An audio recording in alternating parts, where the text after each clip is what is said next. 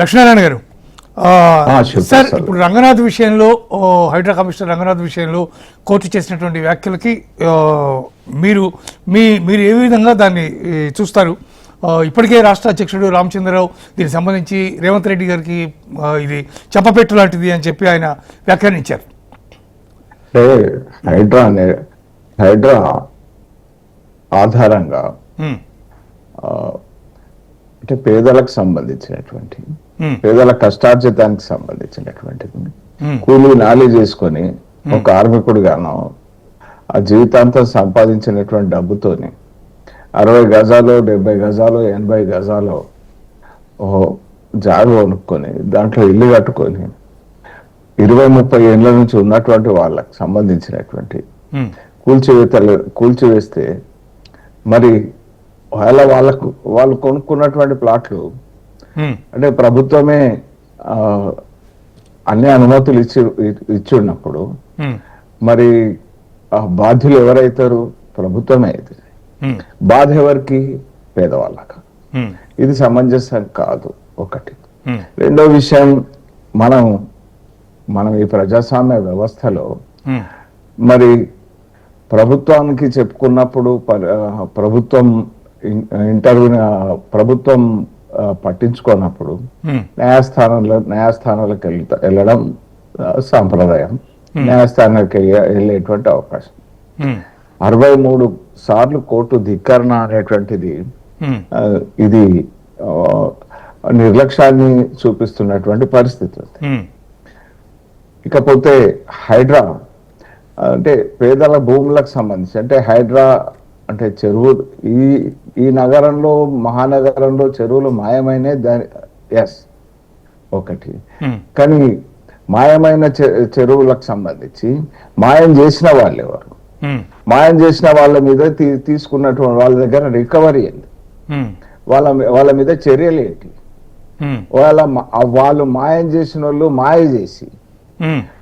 చేసి పేదలకు భూములను అంటే అక్రమంగా అనుమతులు సంపాదించి పేదలకు భూములను విక్రయించిన వాళ్ళకు వాళ్ళ మీద తీసుకున్న చర్యలు ఏంటి?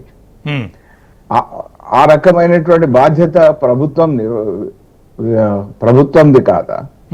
మరి ఆ బాధ్యతను ప్రభుత్వం విస్మరించి పేదల ఇల్లు కూల్చివేయడం అనేటువంటిది బాధాకరం. మరి కోర్టు రెస్క్యూకి వస్తే అటువంటి సంఘటనలో కోర్టుకు పోయినటువంటి సందర్భాల్లో కోర్టు ఇచ్చినటువంటి సూచనలను పెడచెవిన పెట్టి, కోర్టు ఇచ్చినటువంటి ఆదేశాలను పెడచెవిన పెట్టి కోర్టు ధిక్కరణకు పాల్పడడం, ఇది మరి ఇంకెక్కడికి పోవాలి? న్యాయం కోసం ఎక్కడికి పోవాలి? ప్రభుత్వ ఆధ్వర్యంలో జరుగుతున్నటువంటిది. మరి ఉన్న ఏకైక మార్గం న్యాయ వ్యవస్థ ఇచ్చినటువంటి దాన్ని కూడా పెడచెవిన పెడితే మరి ఈ సామాన్యుడి హక్కు ఎక్కడికి పోవాలి? సామాన్యుడు తన గోడుని ఎవరికి వినిపించుకోవాలి? ఇది బాధాకరం. ఒకటి నేను అడుగుతా ఉన్నాను, ఏదైతే యూనివర్సిటీ జాగాలు ఆక్రమణ చేసి హోటళ్లు కట్టుకున్నటువంటి ఎమ్మెల్యేలు, చెరువుల ఆక్రమణ చేసిండ్రు అని కలెక్టరు తాకీదు ఇచ్చినటువంటిది ఉన్నది.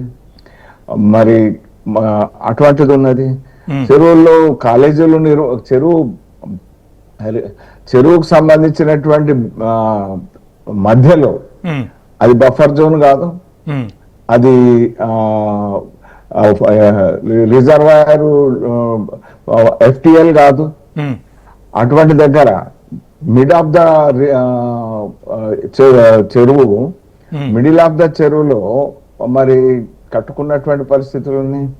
వాళ్ళ విషయంలో ఎందుకు నిర్ణయాలు తీసుకోరు? అంటే ఇది అంటే ఈ డిస్క్రిమినేషన్ ఎందుకు? ఇది సమంజసం కాదు కదా. లక్ష్మణ్ గారు, ఇప్పుడు ఆయన 63 సార్లు ఆయన కోర్టు పిలిచినా కూడా ఆయన అటెండ్ కాలేదు, కోర్టుకి రాలేదు, లేకపోతే సంజాయిషి ఇవ్వలేదు, సమాధానం చెప్పలేదు అనేది ప్రధాన అంశంగా ఆయన్ని తప్పించమని చెప్పి హైకోర్టు ఆదేశాలు జారీ చేసింది. అయితే ఆయనంతా ఆయనే కోర్టుకు వెళ్లకుండా అధికారులకి అంటే ఈ రకమైన ఆదేశాలు కోర్టు ఇచ్చినప్పుడు ఎవరి యొక్క సపోర్ట్ కానీ ఎవరి యొక్క పర్మిషన్ కానీ లేకుండా వారంతా వారే ఈ నిర్ణయం తీసుకుని ఉంటారని మనం భావించవచ్చా? అంటే నిస్సందేహంగా ఇది ప్రభుత్వం ఆధ్వర్యంలో నడుస్తున్నటువంటి హైడ్రా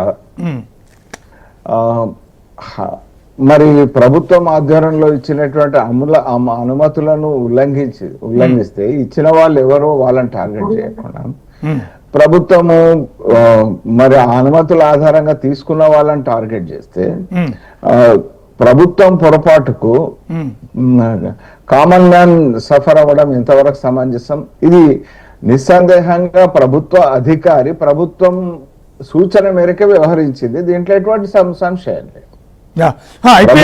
ఐపీఎస్ అధికారి అయినటువంటి రంగనాథ్ని కేవలం బలిపశువుని చేశారు అనేటటువంటి వ్యాఖ్యలు విపక్షాలు చేస్తూ ఉన్నాయి. ఇవి ఎంతవరకు సమంజసం అని మీరు అనుకుంటారు?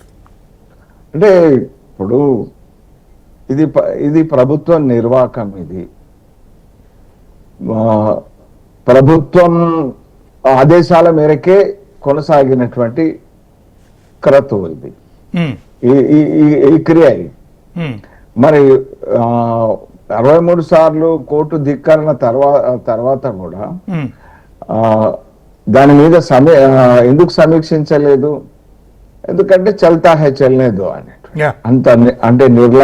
అంత నిర్లక్ష్యం కోర్టు ఆదేశాల మీద, కోర్టు ఆదేశాలు కానీ కోర్టు సూచనలు కానీ నిర్లక్ష్యం వహించడం ఈ ప్రభుత్వం యొక్క అంటే వ్యవహార శైలిని చూపిస్తుంది. ఇది సమంజసం కాదు. ఖచ్చితంగా న్యాయం ఆ ప్రభుత్వం దగ్గర న్యాయం దొరకకపోతే కోర్టులను ఆశ్రయిస్తాం.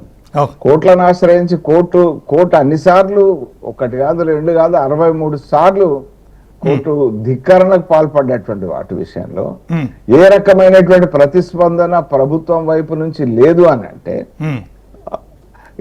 అంటే ప్రభుత్వం యొక్క తీరు ఏ రకంగా ఉంది అనేటువంటిది